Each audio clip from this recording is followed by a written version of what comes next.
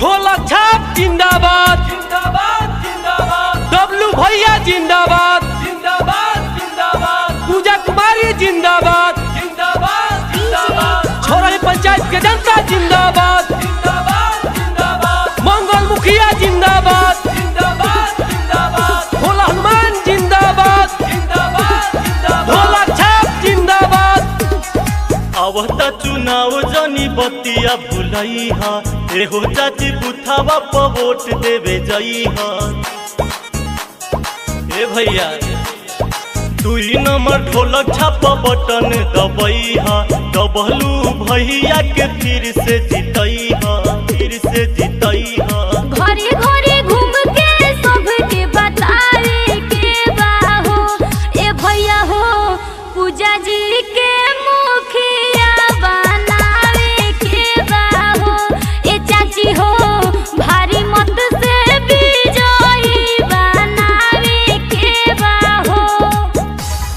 ढोलक छाप जिंदाबाद जिंदाबाद जिंदाबाद। डब्लू भैया जिंदाबाद जिंदाबाद जिंदाबाद। पूजा कुमारी जिंदाबाद जिंदाबाद जिंदाबाद। छोरई पंचायत के जनता जिंदाबाद जिंदाबाद जिंदाबाद।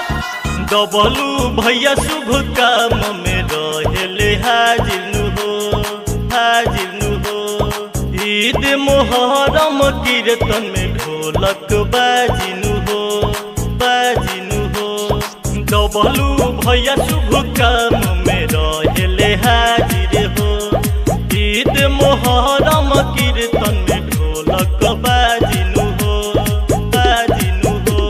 छोरई पंचायत के नाम चमकावे के बा हो ए चाचा हो ढोलक छाप पोपटो दबावे के बा हो ए चाची हो पूजा जी के फिर से जितावे के बा हो।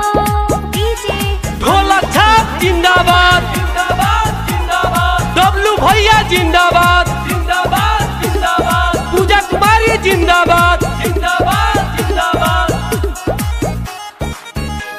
गरीब मजदूर सब जनता पर खेले ध्यान बनू हो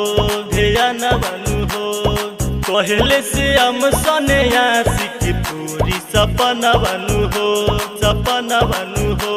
गरीब मजदूर सब जनता पर खेले ध्यान बनू हो कहले से हम सने आशिक पूरी सपना बनू हो